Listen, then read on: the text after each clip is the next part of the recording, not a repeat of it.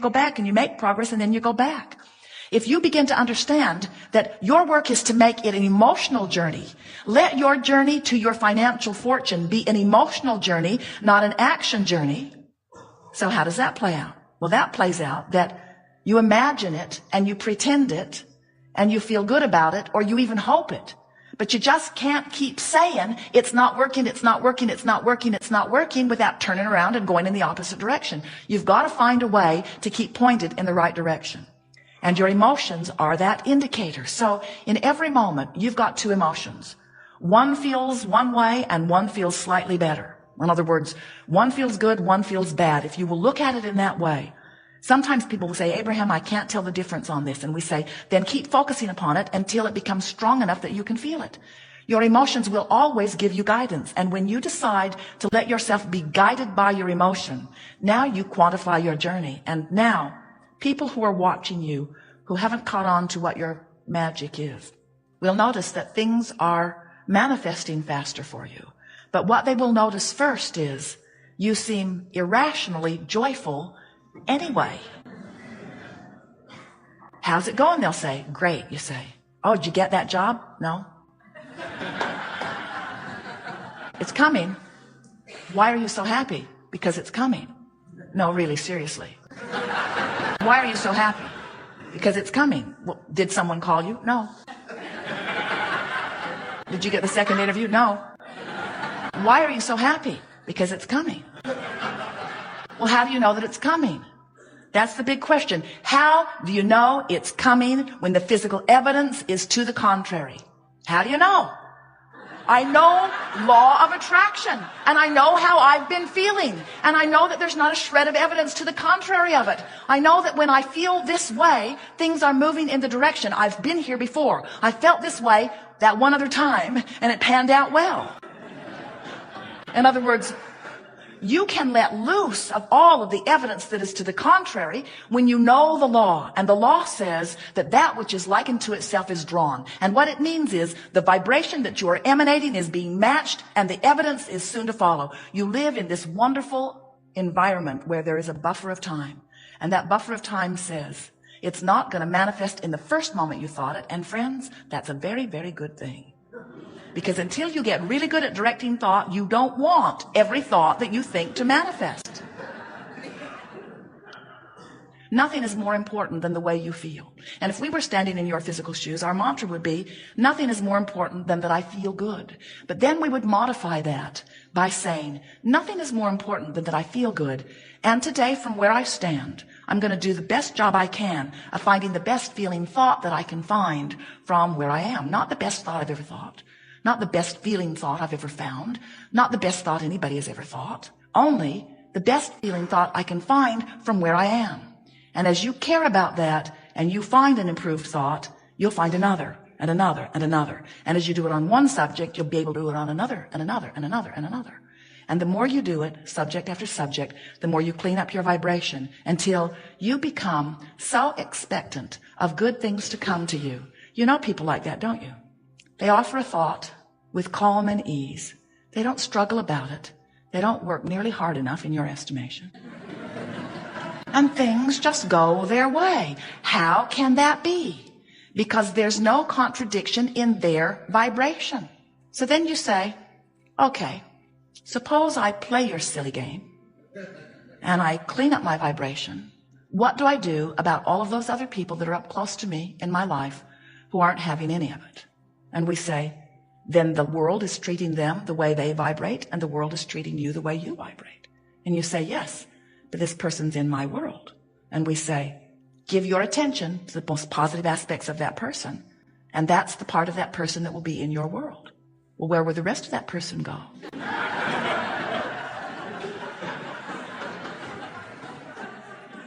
The rest of that person will rendezvous with ornery toads at work. People who flip each other off in traffic. You get to the point where you begin to recognize that everything that comes to you is coming in response to something that you're doing. Do you know that there are diseases that are vibrational matches to fear? And there are diseases that are vibrational matches to frustration. And we got to tell you, you want this one, not this one. Do you know that there are traffic accidents that are vibrational matches to despair and total disempowerment? And there are traffic accidents that are matches to frustration. And there are traffic accidents that are matching anger. And there are the absence of traffic accidents that match appreciation. In other words, everything that comes to you matches where your average vibration is on those subjects. See how it works? Everything that comes to you is evidence of your vibration. So, we are eager to talk with you about anything that is important to you. You mentioned today that there are diseases that are related to specific emotions. Well, because everything is related to your vibration, and your vibration is responsible for the way your emotion feels. So, Got that. So what I'm wondering is, to handle a bodily condition, is it enough to get to feel better about the condition? Do I just need to feel better about the negative emotion? Or should I be looking for some sort of underlying resistance that causes? I'm just not quite sure whether I'm making too much out of it. Ultimately, you're wanting to get to the place where you can ignore anything that you do not want while you give your attention to what you do want. In other words, some of all of what you have just said is what we would recommend. The thing about having something that you are working on being about your body is that your body and how it feels right now is everywhere you go. In other words, it's hard for you to not notice the way you feel or not notice how you be when you are being that way. And yet, that is the work. If you have a bodily condition that is not as you want it to continue, then you must find a way to look through this lens called body without noticing that. You have to find a way to focus somewhere else. And that really is the key. You have to focus upon what you do want, and in doing so, withdraw your attention from what you do not want. Okay. So, what were the options you gave us? Well, it seemed that if the disease were related to a specific emotion, that maybe all I needed to do was deal with the emotion. Well, that's always true. In other words, if you could realize that your emotion is telling you about the content of your vibration, so then you move your thoughts about with the interest only of improving the emotion, you would solve any issue. Okay. We had a conference with health practitioners in San Antonio a few weeks ago. Healers and doctors and dentists and all manner of physical therapists. And one of the things that we uncovered as we chewed together through the day is that so many doctors and scientists, they're looking for the cure to the disease. And we say, unless you get to the vibrational cause, then the cure will only be temporary. You know people who have something go wrong with their body, and the doctor, through surgery or medication or process, brings a resolution to that, only to discover that another disease squirts out right behind it. And the reason for that is there was no resolution to the vibrational discord. So when you say, if I could just improve the way I feel, would that be enough? We say, that's not all that's happening. When you improve the way you feel, that means you are redirecting your thoughts, which means you are refocusing your thoughts, which means you're achieving a different vibration, which means there is a different vibrational mix going on inside of you, which means law of attraction is going to give you different results. It's a big deal to change the way you feel. It's everything, in fact. Technically, you think a thought, and then you have an emotional response to that thought. Emotions don't create. Emotions are indicators of what you are in the process of creating. And in the same way that you would not put a happy face sticker on your gas gauge because you don't like seeing it empty. So depressing, that empty tank. I will put a happy face sticker. Oh, there, that feels so much better. Because you want to know what the gauge says. We're not encouraging you to pretend that you feel differently than you do. And that's what we mean when we say getting to the vibrational cause of something. Acknowledge that there's discord and then work to soothe the discord. But the art of allowing says, you can soothe the discord without somebody else doing something about it. And when the situation that you are discussing is your physical body, that's really a wonderful opportunity for you to show yourself how responsive everything in the universe that is important to the creation of a body will cooperate with aligned thoughts. You've just got to align your thoughts with well-being. And if you find one that feels a little better, you are ignoring that thought and finding that thought. And if you find a thought that feels a little better, you are ignoring that thought. But the thing that has to come about, you have to be willing and ready to release the people that are watching you in this progression, who don't think that you should be feeling better just because you've changed your thought and have improved your emotion. In other words, they're going to demand more action from you. They're going to want something more real. They want you to get out of the airy-fairy. They want you to get out of the pretending and out of the delusional, and they want you to face reality. And it's not easy to convince people that facing reality will hold you there, and ignoring reality will give you an opportunity for something different. Right. I liked one thing you said earlier, start with something little. My history, I developed computer software. And I found that every time I learned a new language or a new tool that was supposed to help, I had just as much trouble as I did any other time. For years, I wondered why. Until I found out that when I got a new tool, the very first thing I tried was the hardest thing that I hadn't ever succeeded in solving.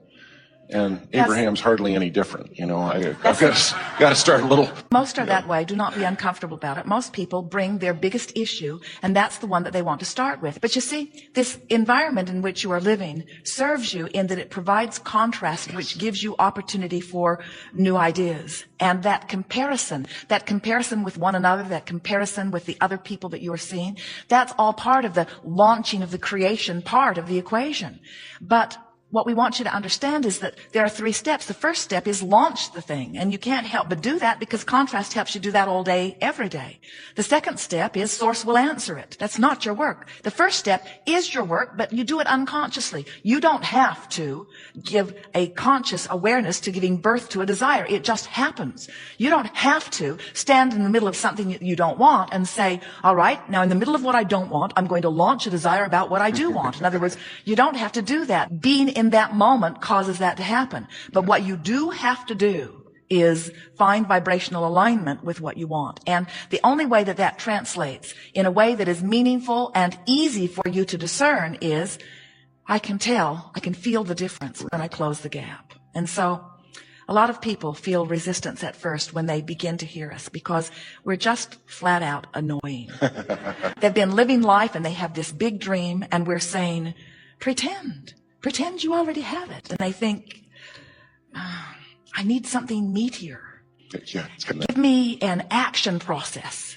And we say, if you don't take the time to shift your vibration, then everything that you think of to do is going to be from the framework that you're standing in and will net you the same results. You just can't continue to perceive things as they are. Here's the best word that we can give this. The universe is yielding back to you in terms of relationships, bodily conditions, finances, everything. The universe is yielding back to you exactly what you expect. Yeah. Expect is the most powerful word in the universe because expect means through trial and error, I have come to expect this, to believe this. In other words, an expectation is a powerful point of focus. An expectation is a honing of energy and a focusing on an outcome that the universe is all too ready to accommodate. So when you expect something, it's going to happen. You tell your children, I expected that would happen. Mm-hmm. And if they have been listening to us, they would say, you made me do it. You drew this negative behavior right out of me because you focused upon me in such a powerful way with your powerful mind, and the universe, including me, cooperated with your expectation. And we say they would not be wrong. In other words, no one can create in your experience, but there is a powerful influence afoot, you see. Yes, very good.